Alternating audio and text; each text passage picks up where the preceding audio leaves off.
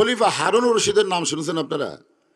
হ্যাঁ, ওনার দরবারে একটা পাগল আসতো, আসলে পাগল না, ইতিহাসে তাকে পাগল বলে, বাহলুল পাগল। জোরে বলেন কি পাগল? কখনো হাসে কখনো কান্দে, মানে পাগলের স্থায়িত্ব কিছু না। পাগলকে আপনারা দেখবেন ওর চালচলন আমাদের কাছ থেকে আলাদা। এক আল্লাহর ওলি জায় নামাজ পানিতে বিছাইয়া সেই জায় নামাজে দাঁড়ায় নামাজ পড়ে, জায় নামাজ ডোবে না। একদিন বইয়ের কাছে গল্প করতেছে, 40 বছর সাধনা করে আল্লাহ তাআলা আমাকে এমন ক্ষমতা দিয়েছে, এখন জায় নামাজ পানিতে বিছায় নামাজ পড়ি, জায় নামাজ ডোবে না। বউ মুসকে মুসকে হাসে। স্বামী বলে, হাসিস কেন? বলে, এটা আমার বাম হাতের কামায়। স্বামী কয়, কি রে? 40 বছর সাধনা করে যেটা আমি পাইলাম, তোর বাম হাতের কামায় কেমনে? বলে, আগামীকাল পড়বেন, আগামীকাল পড়বেন। খলিফা হারুন রশিদের নাম শুনেছেন আপনারা?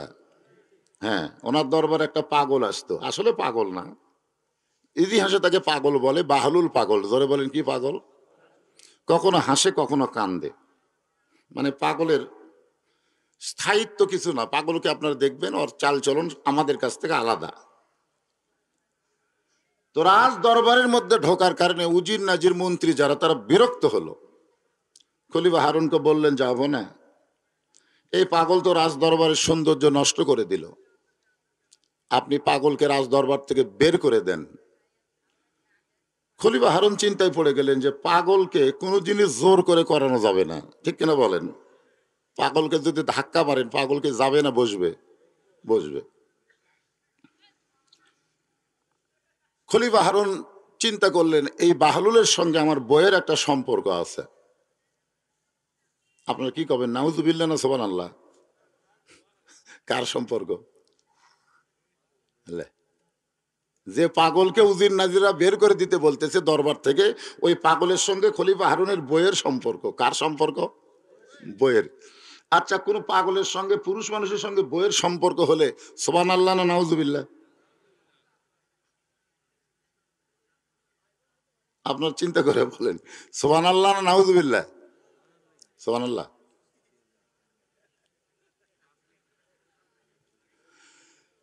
জুবাইদার সম্পর্ক শারীরিক ভাবে নয়, জুবাইদার সম্পর্ক হলো রুহানি ভাবে। জোরে খান সুবহানাল্লাহ।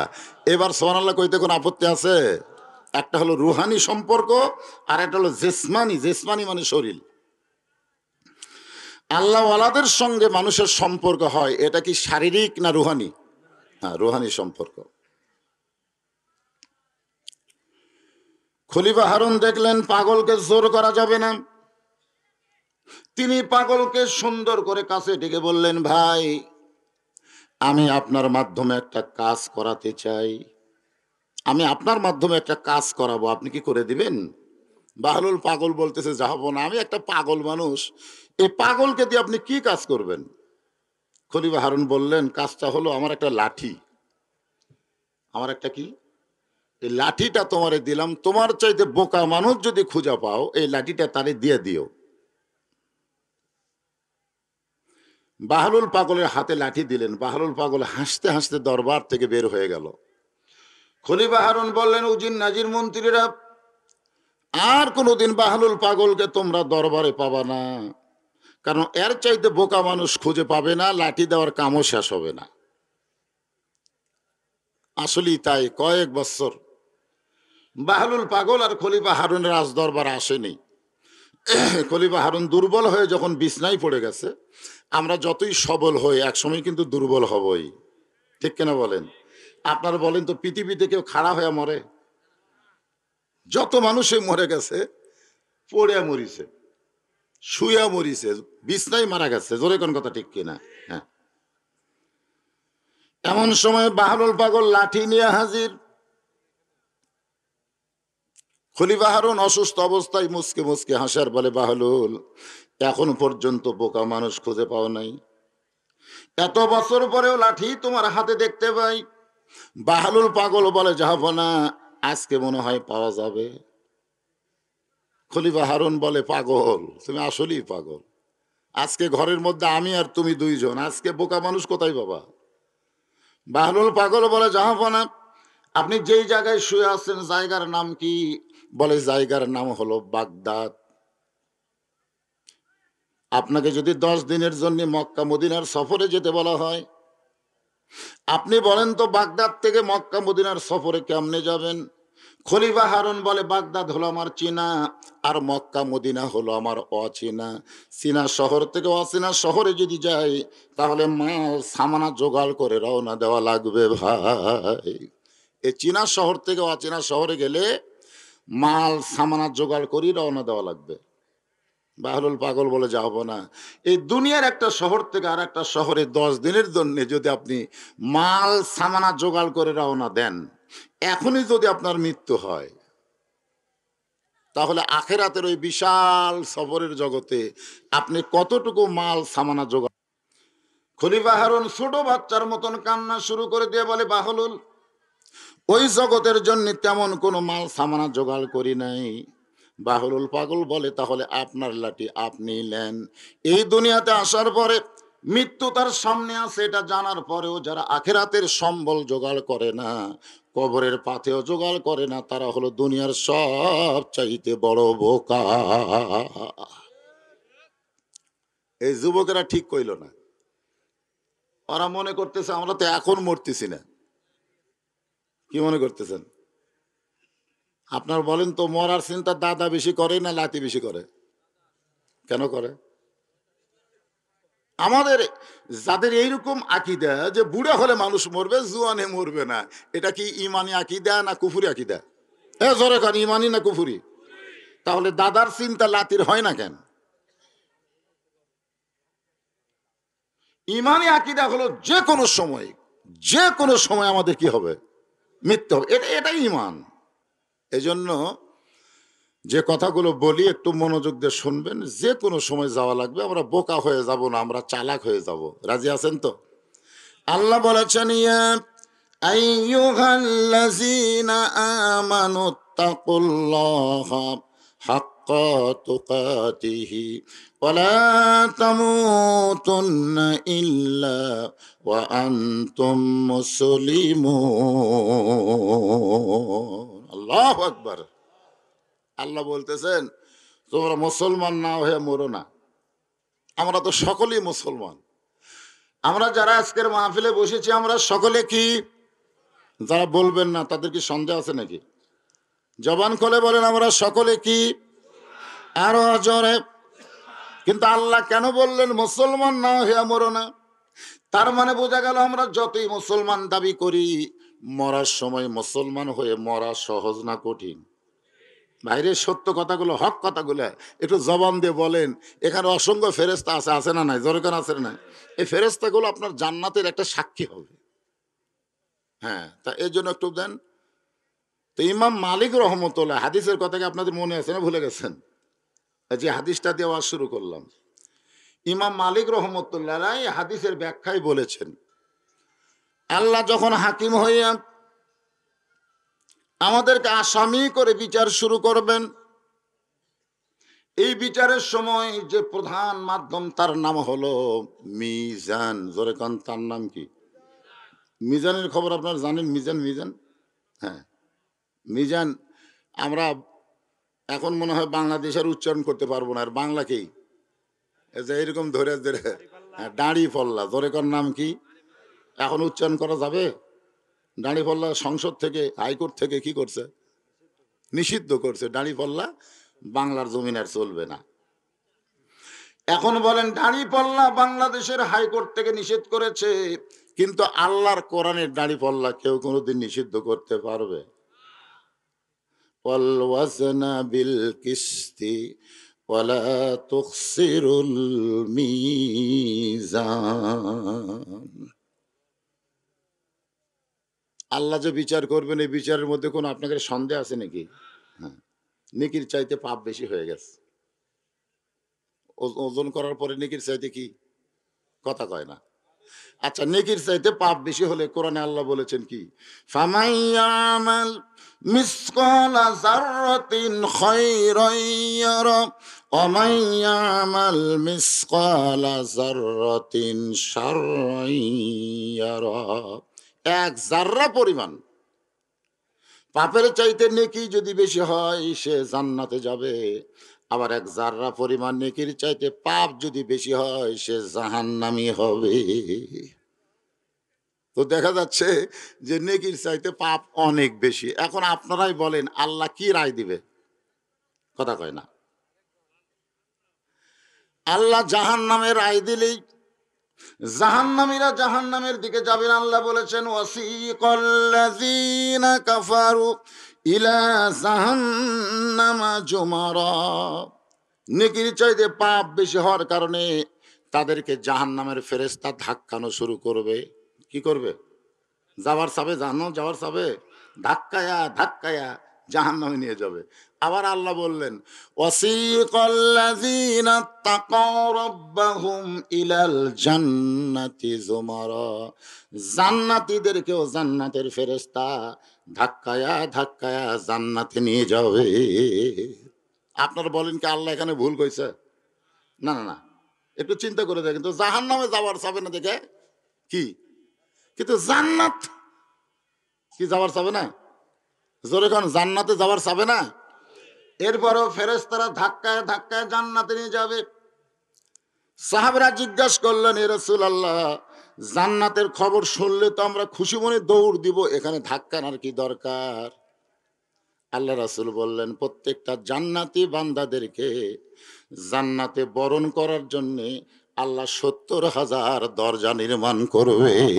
সুবহানাল্লাহ কোন, কত হাজার? মূল জান্নাতে যাওয়ার আগে ৭০,০০০ জান্নাত প্রবেশ করার দরজা। যেরকম প্রধানমন্ত্রী যদি নাটোর আসে, আপনি কি করেন? নাটোর খালি একটা গেট বানায়, ওই সিরাজগঞ্জ রোড থেকে বনপাড়া হয়ে এদিকে বগুড়া দিয়ে গেট বানাবে। অথচ প্রধানমন্ত্রী রাস্তা দিয়ে আসবেই না, কারণ প্রধানমন্ত্রী জানে ভাঙ্গা রাস্তা গেলে মাজা থাকবি না। জোরে কোন কথা ঠিক কিনা? আসলে প্রত্যেকটা গেটে লেখা আছে প্রধানমন্ত্রীর আগমন শুভেচ্ছা, প্রধানমন্ত্রী ঠেকা। বগুড়া থেকে প্রধানমন্ত্রী যদি যত দামি জিবে বা যত দামি কারে চড়ে মাইকে চড়ে যদি নাটোর আসবার চায়, মাজা থাকবি। অথচ গেট বানাতেছে। প্রধানমন্ত্রী কি গেট দিয়ে আসবে না ওপর দিয়ে আসবে? তারপরে এত গেট নির্মাণ করার খবর যখন প্রধানমন্ত্রীর কাছে যাবে, প্রধানমন্ত্রী গেটের নিচ দিয়ে না আসলেও তার মনটা বড় খুশিতে বাগবাগ হয়ে যাবে যে আমাকে ভালোবাসার কারণে গেট বানাইছে। জনগণ যেমন প্রধানমন্ত্রীকে ভালোবেসে শত শত গেট বানায়, আমার আল্লাহ জান্নাতি বান্দা বান্দীদের ভালোবেসে ৭০,০০০ দরজা বানাবে। আরে খুশি হয়ে সুবহানাল্লাহ কোন। তো এখন প্রথম দরজা যে বুঝছেন, জান্নাতের মনে করবে এটাই দরজা, এটাই জান্নাত। জান্নাতের মনে করবে এটাই জান্নাত, লেটাস করে বসে যাবে। ফেরেশতারা বলতেছে ওঠেন, না না না জান্নাত পাইছি, কিশোর ওটা ওটা ওটি।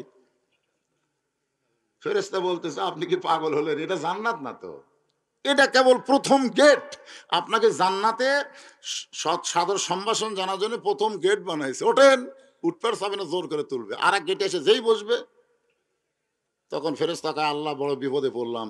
এভাবে যদি প্রত্যেক দরজায় একবার করে বসে ৭০,০০০ বার বসবে, এরকম জান্নাতে কেমনে নিয়ে যাব? আল্লাহ কয় যখনই বসবার চাবে তখনই মারবা ধাক্কা। ধাক্কায় ধাক্কায় জান্নাতের দরজায় নিয়ে যাবে। সুবহানাল্লাহ বলেন। জান্নাতের দরজায় যাওয়ার সঙ্গে সঙ্গে আল্লাহ বলবেন সালামুন আলাইকুম তিবতুম ফাদখুলুহা খালিদিন। আমার পক্ষ থেকে তোমাদেরকে সালাম। সুবহানাল্লাহ কোন না কেন? কে সালাম দিবে? আল্লাহ। আল্লাহ আমাকে সালাম দিবে। সুবহানাল্লাহ কোন না? হ্যাঁ। জান্নাতের দরজা খুলে দিবে আর বলবে ফাদখুলুহা খালিদিন, একবার প্রবেশ করো আর কোনোদিন বের হওয়া লাগবে না। আল্লাহ এই কথা বলার পেছনে কারণ হলো আমাদের মধ্যে কিছু তেড়া তেড়া জান্নাতি আছে না নাই? তেড়া জান্নাতি বলছেন না? জান্নাতের দরজা যে বলবে আল্লাহ আমরা জানি এর আগে আমাদের বাবা আদমকেও আপনি জান্নাতে ঢুকেছিলেন, ঢুকে আবার জান্নাত থেকে বার করে দিয়েছেন, আমাদেরকেও জান্নাতে ঢুকে আবার বার করবেন নাকি? এই জন্য আল্লাহ বলতেছেন ফাদখুলুহা খালিদিন, একবার ঢুকলে তোমাদেরকে আর বের হওয়া লাগবে না। সুবহানাল্লাহ।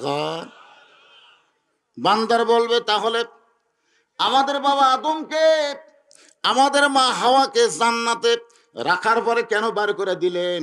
দেখেন, সন্তানের বাপের উপরে দয়া আছে না নাই? এ যেরকম আছে না নাই? এই দয়ার চোটে আমরা বলবো আল্লাহ, তাহলে আমাদের বাবা আদমকে আপনি জান্নাত থেকে বের করে দিলেন কেন? আল্লাহ বলবেন, তোমাদের বাবা আদম জান্নাতে প্রবেশ করেছিল ইবাদত ছাড়া, কোনো ইবাদত করে নাই, ইবাদত ছাড়া জান্নাতে প্রবেশ করলো।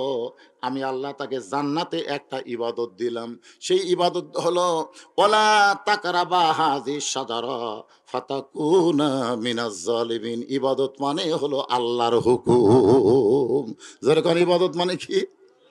তোমাকে রক্ত আমি 5 ওয়াক্ত নামাজ দিছি, এদের ফজরের নামাজ কেটে কি জাতা কথা নাকি?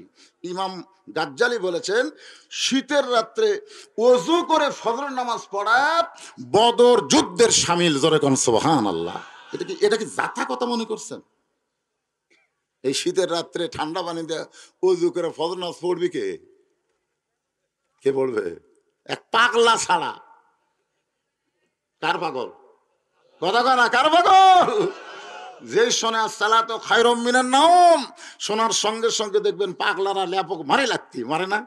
ল্যাপ কিন্তু কয় এই এই এই ফজরের আজান কিন্তু হওয়ারও 8 ঘন্টা পরে নামাজ, 8 ঘন্টা পরে। এখন ওটা লাগবে কেন?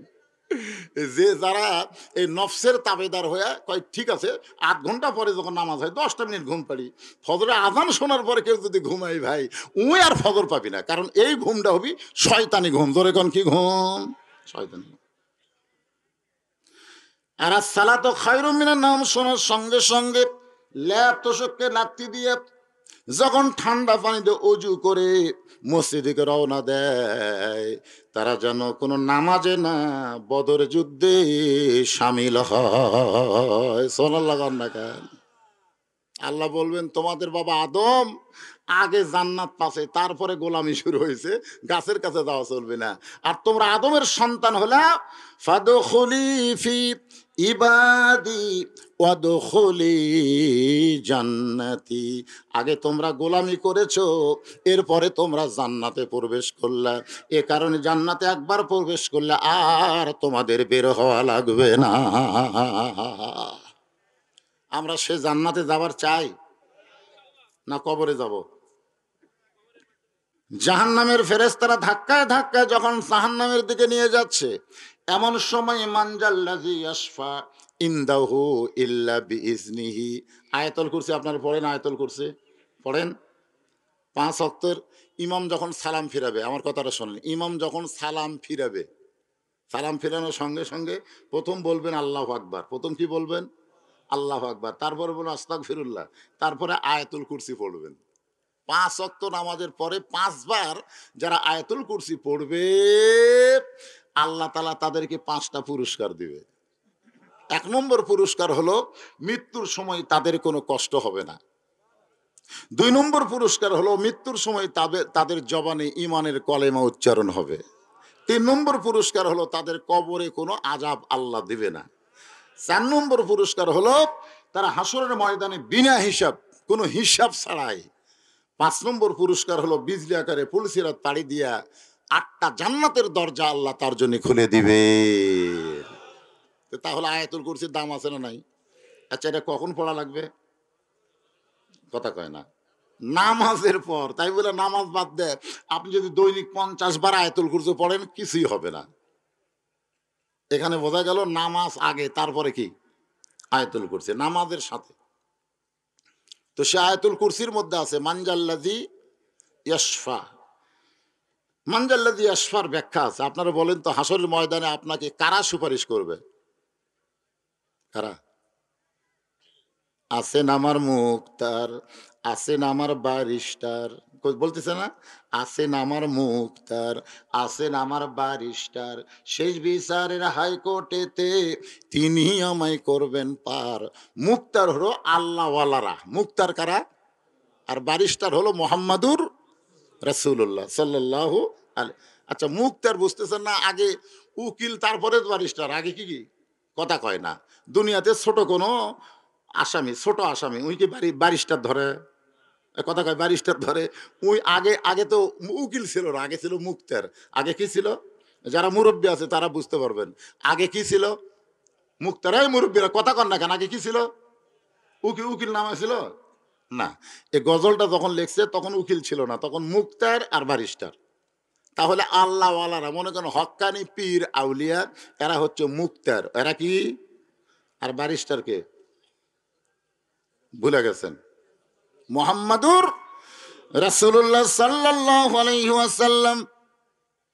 আল্লাহ কোরআনে বলেছেন, ইয়া আইয়ুহান নাসু তাকু রাব্বাকুম ওয়াখশাউ ইয়াওমান লা ইয়াজজি ওয়ালিদুন আন ওয়ালাদিহি ওয়ালা মাউলুদুন হুয়া জাযিন আন ওয়ালিদিহি শাইয়া। মানুষরে, সেই দিনকে তোমরা ভয় করো যেদিন পিতা পুত্রকে চিনবে না, পুত্র তার মাকে চিনবে না, বাবাকে চিনবে না। তোমরা সেই দিনকে ভয় করো।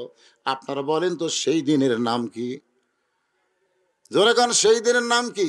সেই দিন হলো হাসরের ময়দান।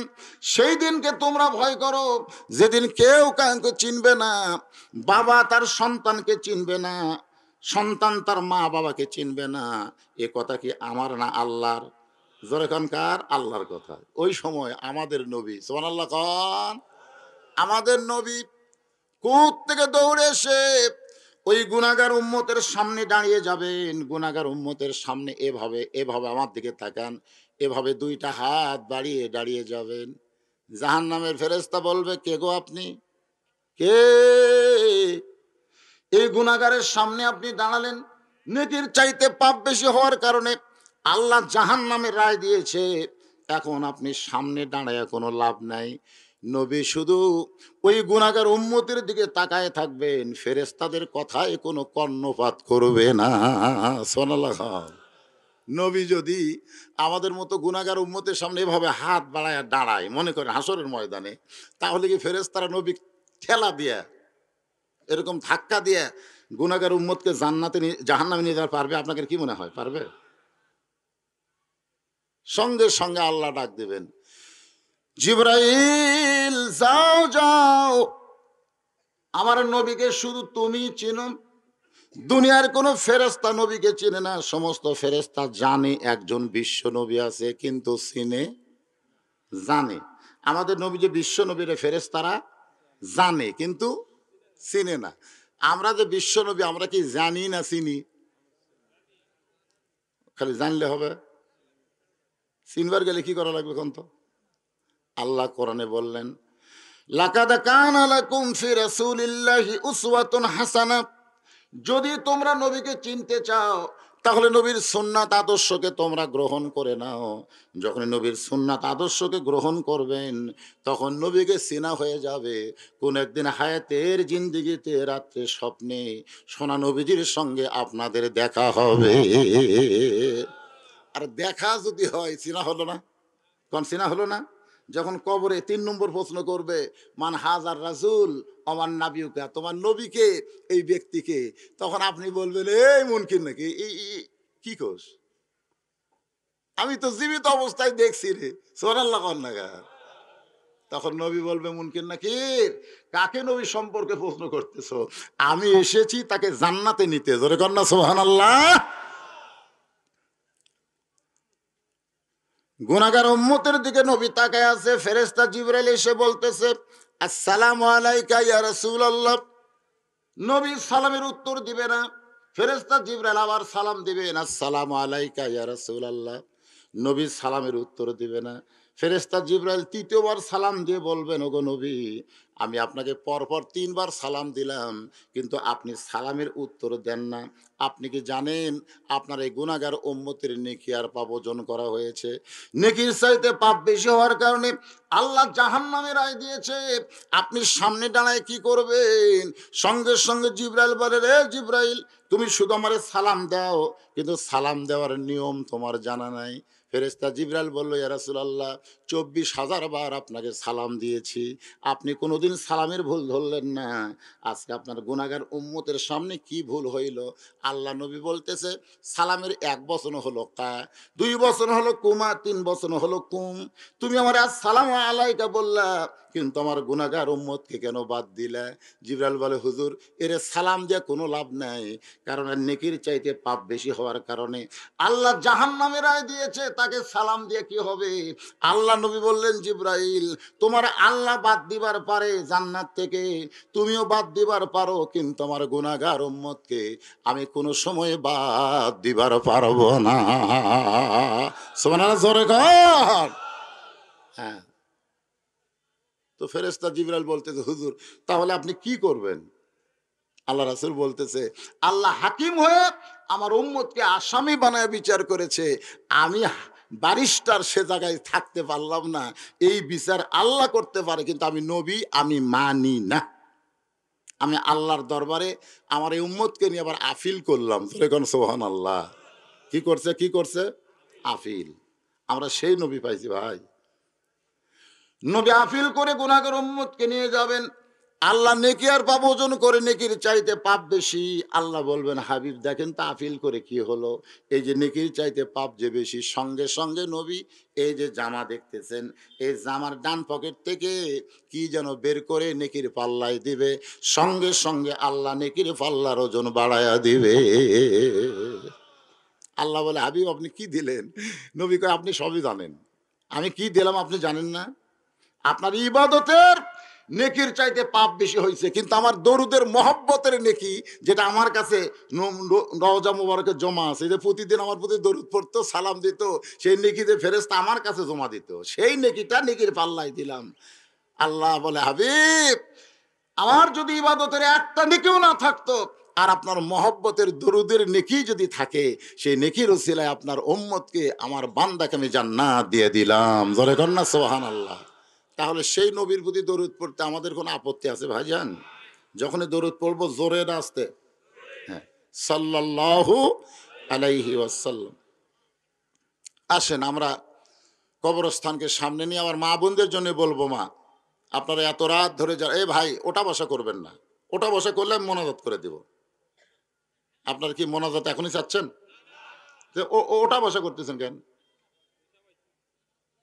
পেশাব আপনারা রাত 9টার সময় শুলে রাত্রে কয়বার পেশাব করেন? এই আপনারা যে রাত 9টা 10টার সময় বিছানায় ঘুমান না, এই ঘুমায় গেলে কয়বার রাত্রে পেশাব করেন? কয়বার? একবারও করেন না। তাহলে বোঝা গেল আপনাদের কাছে কোরআনের চাইতে ঘুমের দাম বেশি। ঘুম আসলে পেশাব করেন না, চেতন থাকলে করেন কেন? আপনারা কোন জায়গায় বসে আছেন জায়গাটা খেয়াল করেন। জান্নাতের বাগানে পেশাব লাগলেও যদি একটু কষ্ট করে পেশাবকে দমন করে আপনি বসাই থাকেন, এই কোরআনের উসিলায় পেশাব জাতীয় যত ব্যারাম আল্লাহ ভালো করে দিবে। আপনি বলেন তো, এই যে গোরস্থান, যে কবরস্থানের কথা লেখা আছে, এই গোরস্থানে সবচাইতে বেশি আযাব কার হবে? এই কথা কয় না। আল্লাহ রাসূল বলেছেন, কবরে ওই ব্যক্তির সবচাইতে বেশি আযাব হবে যে পেশাব থেকে পবিত্র হয় না। সবচাইতে বেশি আযাব হবে।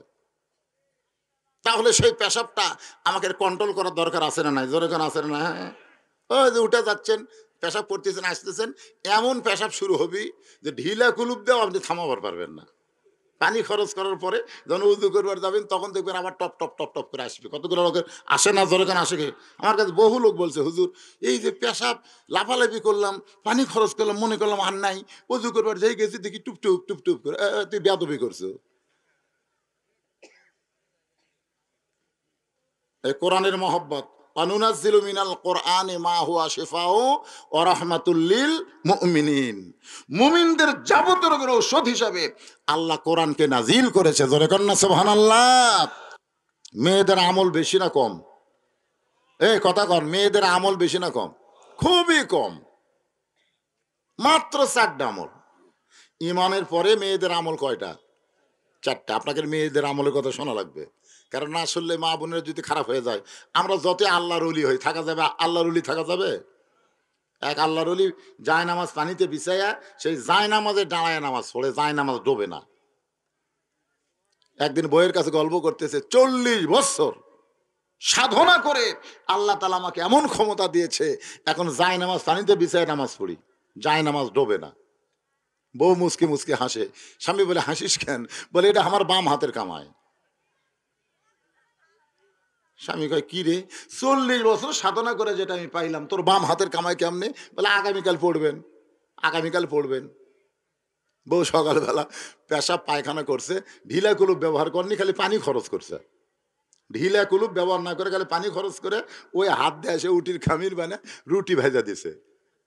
পিসা হুজুর আল্লাহর ওলি ওই রুটি খাসে, দোয়া দুরুতে একটাও বাদ দেয়নি। আল্লাহ বারিকলানা বিমরা থাকতা না, বিসমিল্লাহ বারকাত দিলে সবই করছে।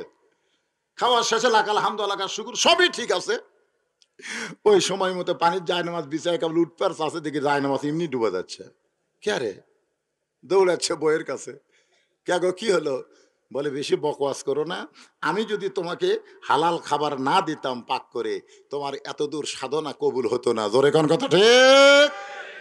এই জন্য বউ ঠিক না থাকলে আমাকে ইমানই ঠিক থাকবে না। সেই জন্য মেয়েকে 4টা আমলের কথা বলি, এটা আমাকেরও লাভ আছে, আছে না নাই? এত কষ্ট করে মেয়েরা আছে। মেয়েদের 1 নম্বর আমল হলো নামাজ। 5 ওয়াক্ত নামাজ মেয়েদের পড়তে হবে। আমার মা বোনেরা কিন্তু রোজা রাখে ভালো, নামাজ ঠিক মতো পড়বার চাই। যখন বাচ্চা কাচ্চা হয় নামাজ পড়লে সোল পেশাব করে দিছি, এখন পড়া যাবি না। আবার যখন বলে জোহর নামাজ, কয় পাকশিক করতে করতে নামাজের টাইম আছে, গোসলই করিনি। এই নামাজে আমার মায়েরা বড় অসতর্ক। আমি মায়েদের বলবো, মা 1 নম্বর হলো নামাজ, 2 নম্বর রমজান মাসে রোজা, রমজান মাসে রোজা, 3 নম্বর হলো স্বামীর কথা মতো চলা, আর 4 নম্বর হলো সতীত্বের হেফাজত, পর্দা করা। এই 4টি আমল যারা করবে, আমার মা বোনদের সম্পর্কে রাসূল বলেছেন 8টা জান্নাতের দরজা খুলে দেওয়া হবে। মা আয়েশা সে বলতেছে, হুজুর এই যে 4টা আমল আপনি মেয়েদের জন্য বললেন, আরে একটা আমল দিলে কি হতো, এত অল্প আমল মেয়েদের? আল্লাহ রাসূল বললেন, আয়েশা আমল কি আমি দিছি? আমল দিছে কে? কথা কয় না, আমল দিছে কে? আমি শুধু ঘোষণা করছি। আয়েশা বললেন, হুজুর আমি যে হজে যাব। আল্লাহ রাসূল বললেন, মা আয়েশাকে নিয়ে হজে যাচ্ছেন। মসজিদে আয়েশা, যারা হজ করছেন তারা জানেন মসজিদে আয়েশা। ওই জায়গায় এসে মা আয়েশার মাসিক ব্যারাম শুরু হলো। মেয়েদের একটা ব্যারাম আছে, প্রতি মাসে 3 দিন 5 দিন 7 দিন, হয় কি হয় না? জোরে কোন হয় কি হয় না? ওই ব্যারাম শুরু হয়ে গেল। আয়েশা বলতেছে, ভাইজান আমার যে মাসিক শুরু হলো। আব্দুর রহমান বলতেছে, কয় দিন লাগবে? কয় কমপক্ষে 5 দিন। বলে এই জন্যই তো তোকে সাথে লিবার চাইনি, এই জন্যই। এখন এই বুনে পাওয়ার দিতে কয়দিন? ধরে কোন কয়দিন? 5 দিন পর এসে দেখে টাপ সব শেষ। জানে না তো নবী মুআল্লিম, নবী শিখাবে, তারা শিখবে। কিন্তু বোনের দায়িত্ব নিয়ে এই দেখেন, বোনের তো হলো না, নিজেরও হলো না। যাকে আমরা মেয়েদের আদর্শ বলি, খাতুনে জান্নাত ফাতেমা তো জোহরা, নবীর কাছে এসে বললেন, বাবা মেয়েদের জন্য যে 4টি আমল দিয়েছে বাবা, এর মধ্যে সবচাইতে গুরুত্বপূর্ণ আমল কোনটা? আল্লাহ রাসূল বললেন, মেয়েদের সবচাইতে গুরুত্বপূর্ণ আমলের নাম হলো পর্দা। জোরে কর না সুবহানাল্লাহ। নিজের মেয়েকে আল্লাহর নবী বলতেছেন মেয়েদের সবচাইতে গুরুত্বপূর্ণ আমল হলো পর্দা। দেখেন কেন বললেন? কারণ আল্লাহ কিন্তু আমাকে ধরবে আমার মেয়ের ব্যাপারে, আমাকে ধরবে আমার বইয়ের ব্যাপারে। যতক্ষণ আমার মেয়েটাকে বিবাহ দেই নাই, ততক্ষণ পর্যন্ত আমার অধীনে মেয়েটাকে পর্দার শিক্ষা দেওয়ার দরকার আছে না নাই? আল্লাহ কোরআনে বললেন, অকরনা ফি বুয়ুতিকুন্না ওয়ালা তাবাররাজনা তাবাররুজাল জাহিলিয়াতিল উলা। মা ফাতেমা বললেন, বাবা তাহলে পর্দা কিভাবে করব?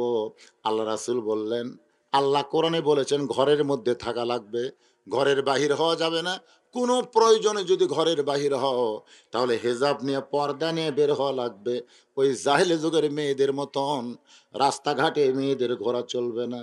সঙ্গে সঙ্গে ফাতেমা তার যে ওড়না ছিল ওই ওড়নাটা মাথার উপরে দিয়ে এভাবে চোখ মুখ ঢেকে বলতেছে, বাবা এভাবে কি থাকলে হবে? রাসূল বললেন, ফাতেমা আল্লাহ তোমাকে কবুল করে নিবে। সরাল্লাহ না গান। ফাতেমা কিন্তু হজ করেনি। এই মেয়ে মানুষেরা যারা হজ করবার চান, আমি বলবো মেয়েরা হজ না করে হজের টেক একটা মাদ্রাসা দেন, একটা মসজিদ দেন, অনেক বেশি সওয়াব পাবেন। জোরে কোন কথা ঠিক? কিন্তু ওটি হজ করবার যে মরদ মানুষের ঘুরতে খাবেন, মরদ মানুষের কি খাবি? কথা কয় না, কথা কয় না। আরে আমি দেখছি যে, আমি তো না দেখা কথা বলতেছি না ভাই রে, না দেখা কথা বলতেছি। আমার এক বন্ধু বউ নিয়ে তাওয়াফ করতেছে। বউ নিয়ে কি করতেছে? তাওয়াফ, তাওয়াফ বোঝেন যারা হজ করছেন, আপনি তো করছেন। তাওয়াফ মানে বউ আর এই হাত ধরে আছে, ওই ঘুরতেছে, হঠাৎ ভিড়ের ঠেলায় বউ আর হাত ছাড়া দিছে, যেই ছাড়া দিছে ওই এখন সামনে না যায় পিছন দিকে আসতেছে। আমি বললাম পিছন দিকে কেন? বউ ওই যে পিছন দিকে ছাড়া পড়ছে হুজুর। আমরা তাওয়াফ তো সামনে ঘোরা লাগবে, পিছন দিকে যাওয়া চলবে না। কই বউ হেরে গেলে কিসের তাওয়াফ? শয়তান পাথর মরবার যায়, ওটিও বউ হেরাচ্ছে, খালি বউ হেরা যায়। যারা বউ নিয়ে হজ করবার গেছে ওরা আল্লাহ আল্লাহ না করে খালি বউ বউ বউ বউ বউ বউ জিকির করছে সবসময়। বউ, আমার বউ কোটি গেল, আমার বউ কি বউ বউ করতে করতে ওর হজই শেষ। এই জন্য মেয়েদেরকে বলবো এরকম একটা এতিমখানা মাদ্রাসায় টাকা দিয়ে দেন, এতিমখানা মাদ্রাসায় টাকা দিয়ে দেন। রবি ইবনে সুলাইমান হজ করতে যাবে, ওরা 10 জন, জোরে বলেন কয়জন? 10 জন বন্ধু হজে যাবে। হজে যাওয়ার আগে একটা নিয়ম আছে, আত্মীয় স্বজন সবার কাছ থেকে দোয়া নেওয়া, বিদায় নেওয়া। কারণ হজ হলো শারীরিক এবং আর্থিক দুইটার ইবাদত একসঙ্গে হয়।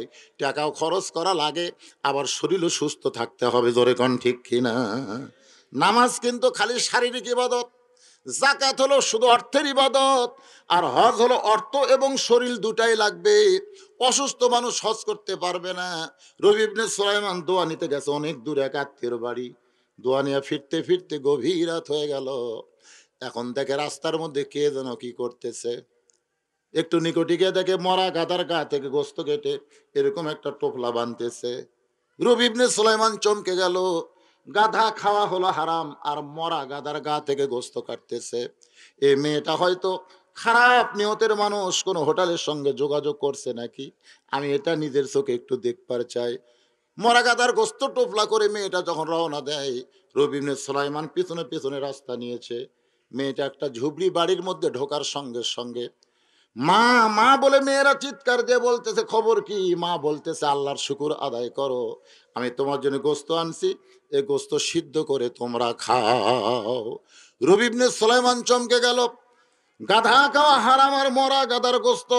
মা তার মেয়েদেরকে বলতেছে সিদ্ধ করে আল্লাহর শুকুর আদায় করে খাও। তিনি লোকমা দিয়ে বললেন, মা আমি নিজের চোখে দেখলাম তুমি মরা গাধার গোস্ত কেটে নিয়ে টোপলা করে আসলে। মা বলতেছে, তুমি দেখছো ঠিকই, চলে যাও, আজকে আমার বাড়িতে 2-3 দিন হলে কোনো খাবার নাই। আমার স্বামী ইসলামের যুদ্ধে শহীদ হয়ে দুনিয়া থেকে চলে গেছে। এখন আমার 2টা যুবতী মেয়েদেরকে নিয়ে আমি মা থাকি, বড় কষ্ট, আমাদের খাবার কিছু নাই, মেয়েরা বারবার খাবার চাই, আমি কি করব? একজন মুমিনা নারী হয়ে রাতের বেলায় আমি খাবার সন্ধানে বের হয়েছি। রাস্তার পাশে জীবিত আমি তো এটা তাহকিক করতে পারি নাই, আমার মেয়েদের মুখের দিকে তাকায় মরা গাদার গোস্ত এনে দিয়েছি, ওরা সিদ্ধ করে খাবে, ওদের জীবনটা একটু বাঁচবে। রবি ইবনে সুলাইমান কান্দের বলে, মা আমি এবার হজে যাবার চাইছিলাম, আমি আর হজে যাব না, আমার সমস্ত সম্পদ অর্থ সব তোমাদেরকে দান করে দিব। খবরদার তোমার মেয়ে 2টাকে মরা গাদার গোস্ত খাওয়ায় না। তিনি এক দৌড়ে বাড়ি গেলেন, হজের সমস্ত সম্পদ টাকা পয়সা যা আছে এরকম টোপলা করে নিয়ে এসে মেয়ে আর মাদেরকে দিয়ে দিলেন। এবার 2 মেয়ে আর মা আল্লাহর কাছে বলতেছে, আল্লাহ তোমার যেই বান্দা হজ করবার যাওয়ার চায়, কিন্তু আমাদের অভাব থেকে হজে না গিয়ে আমাদেরকে দান করে দিল। আমরা মা মেয়ে মিলে দোয়া করতেছে, আল্লাহ এই মানুষটার বাড়িতে তুমি মক্কা মদিনা হাজির করে দিও। রবি ইবনে সুলাইমান বলে, মা উল্টা দোয়া করো না, উল্টা দোয়া কোনোদিন আল্লাহ কবুল করবে না। মক্কা মদিনার কাছে মানুষকে যেতে হয়, মক্কা মদিনা কোনোদিন মানুষের বাড়িতে আসে না। মা আর মেয়েরা বলতেছে, আমরা হলাম দোয়াকারী, কবুল করার মালিক হচ্ছে আল্লাহ। আপনি আমাদের যে অভাব মোচন করে দিচ্ছেন, যে দান করছেন, এই দানের চোট পাইয়া খুশি হইয়া আমরা দোয়া করে দিছি, এখন কবুল করার মালিককে করতেও পারে নাও পারে। হ্যাঁ, রবি ইবনে সুলাইমানের বন্ধুরা এসে বলতেছে, চলো হজে যাই, বলে এবার যাবো না, তোমরাই যাও।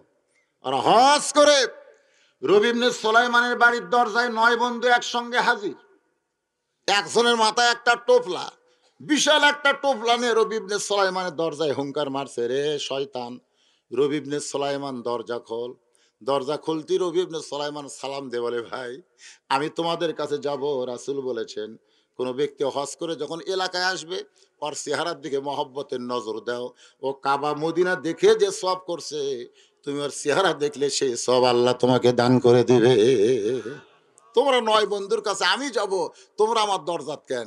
যার মাথার টোপলা আছে টোপলা মুখের আগে ফেলে দে, বলতেছে এই শয়তান, এই এই হজে যাওয়ার আগে তোর কাছে আসলাম, তুই বললি হজে এবার যাবো না, সামনে যাবো। হ্যাঁ, এই কথা বলে আমরা 9 জন হজে গেলাম। তো যখন ছাপা মারার ছাই করতেছিলি তখন এই টোপলা যে আমার হাতত দিলি, আমি তোর টোপলা নিলাম, তুই ছাপা মারার ছাই করে কাবা ঘর তাওয়াফ করলি, আমরা তোর সঙ্গে কাবা তাওয়াফ করলাম, তোকে টোপলা দিবার চাইতেই কোথায় যেন হারিয়ে গেলি। আমরা খুঁজতে খুঁজতে মদিনা এসে দেখি তুই রাসূলের রওজা জিয়ারত করতেছিস, তোর টোপলা তোকে দিবার চাই দেখি তুই কোথায় হারায় গেলি। মিথ্যাবাদী, হজে যাওয়ার আগে বললি যাব না, আবার হজে যে টোপলা টানাই নিলি, রে মিথ্যাবাদী, তোর সঙ্গে আমাদের কোনো সম্পর্ক থাকবে না। রবি ইবনে সুলাইমান কান্দে বলে, মাবুদ, এই 9টা হাজে আমাকে মিথ্যাবাদী বলতেছে, শয়তান বলতেছে, আল্লাহ কি খবর? কানতে কানতে টোপলার উপর বেহুশ হয়ে যখন পড়ে যায়, ওই অবস্থায় দেখে আল্লাহর নবী তার সামনে হাজির হয়ে গেছে। রবি ইবনে সুলাইমান বলে, ইয়া রাসূলুল্লাহ, হুজুর আমার 9টা বন্ধু নতুন হাজির, আমাকে শয়তান মিথ্যাবাদী বলতেছে, আমি তো হজেই যাই নাই, টোপলা কেমনে দিলাম, সাবা মারা ছাই কেমনে করলাম, তাওয়াফ কেমনে করলাম, আপনার রওজা জিয়ারত কেমনে করলাম। আল্লাহ নবী বলে, রে রবি ইবনে সুলাইমান, তোমার 9টা বন্ধু মিথ্যা কথা বলে নাই। আল্লাহ ওই অসহায় এতিমদের দান করার কারণে, অসহায় এবং এতিমদের দান করার কারণে আল্লাহ তোমার প্রতি এত খুশি হয়েছে, আল্লাহ তোমার চেহারায় একটা ফেরেশতাকে তোমার চেহারায় রবি ইবনে সুলাইমান বানায়া তোমার নামে আল্লাহ হজ করে নিয়েছে। তোমার বন্ধুরা বারবার তাকিয়ে দেখেছে।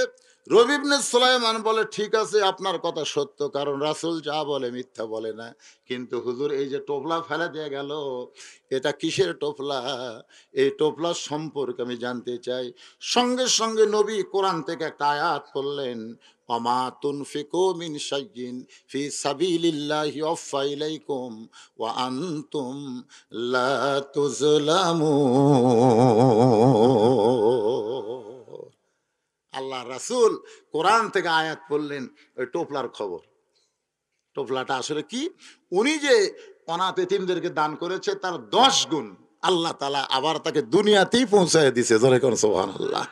এখান থেকে আপনারা কি বুঝলেন? দান করলে কমে না বাড়ে?